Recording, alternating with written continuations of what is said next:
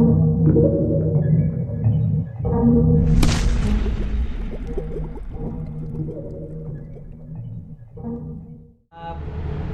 ีแมนไลฟ์วันนี้นะครับจะมาสอนแทงเชือกบ่วงบาทนะครับเป็นเชือก3เกลียวนะครับเดี๋ยววิธีการแทงจะเป็นยังไงเดี๋ยวเรามาดูกันครับ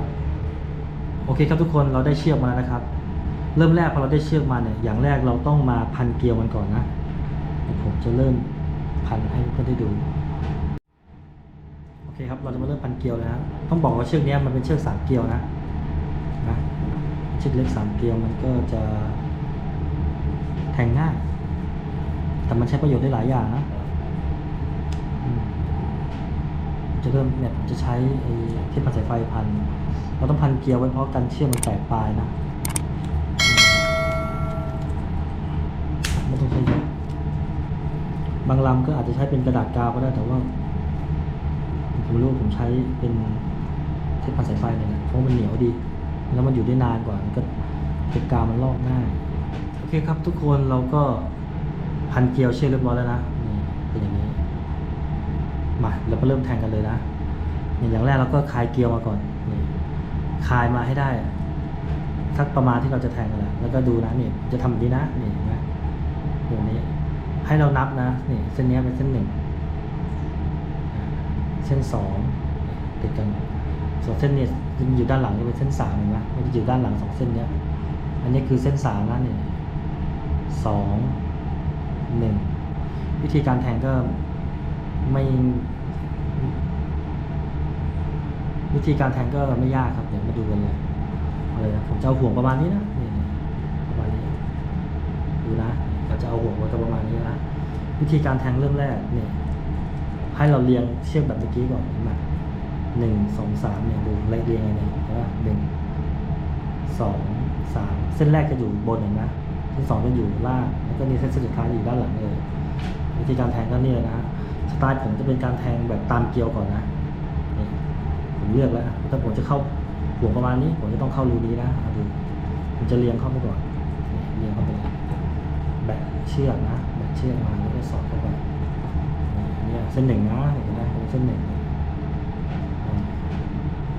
ไว้เส้น2นะนี่คือเส้น2เนี่ยเราก็ตามไปเลยครับตามไปเลยเนี่ยด้านบนขึ้นไปเส้น2นะเป็นเส้น2แล้วเป็นเส้น2แล้วนะอันนี้เส้น3อยู่นี่เส้น3อยู่ด้านหลังเนี่ยเห็นไหมอยู่ด้านหลังอย่างนี้เราก็นี่เลยด้านบนสุดเลยแทงไปเข้ามาแบบรูมันแล้วใส่เข้าไปเป็นแบบนี้เราเป็นแบบนี้เราก็ดึงให้มันเข้าที่ทั้ง3เส้นให้มันเข้าที่ให้มันได้ตำแหน่งกันไม่ยาก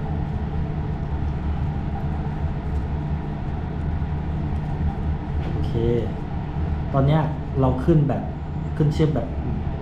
ขึ้นเชือกตามเลยนะมันไม่ได้ขึ้นแบบขัดคราวนี้พอเราได้แนวนี้นะปุ๊บเรากลับครับเรากลับได้นี่ก่อนหน้านี้มันอยู่ด้านขวามือเราจะไปปลายเชือกพวกนี้อยู่ด้านขวามือนะเรากลับให้มันอยู่ด้านซ้ายมือนี่เป็นอย่างนี้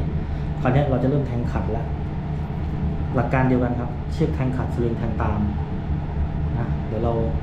มาเริ่มแทงกันเลยวิธีแทงก็ง่ายๆดูนะนี่ทำให้ดูนี่ดูนะ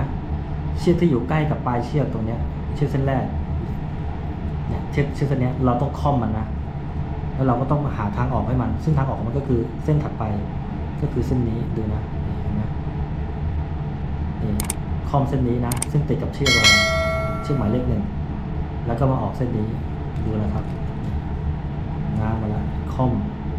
แล้วออกแล้วก็เราก็เปลี่ยนไปด้านนี้นี่ก็เป็นเส้นที่2นะเหมือนกันดูเส้นที่2ก็จะมีตัวที่มันติดกันเห็นไหมก็คือเส้นนี้เห็นไหมก็ต้องค่อมนะค่อมมันแล้วก็มาออกเส้นนี้แทนนะเส้นนี้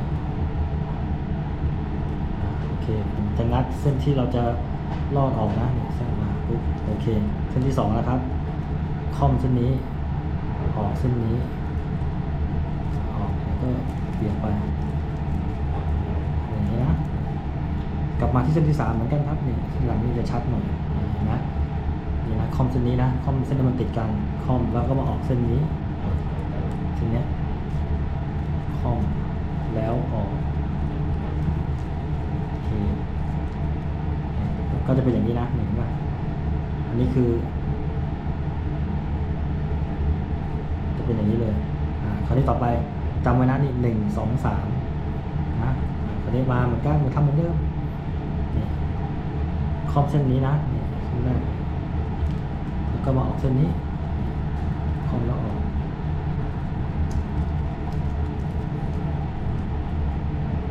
ก็เปลี่ยนไปเส้นที่2นะนี่เหมือนกันคอมแล้วออกคอมนะคอมแล้วออกเลยกลับมาเส้นที่3เนี่ยเดี๋ยวนะคอมเส้นนี้แล้วก็มาออกเส้นนี้เห็นไหมโอเคคอมนะคอมออก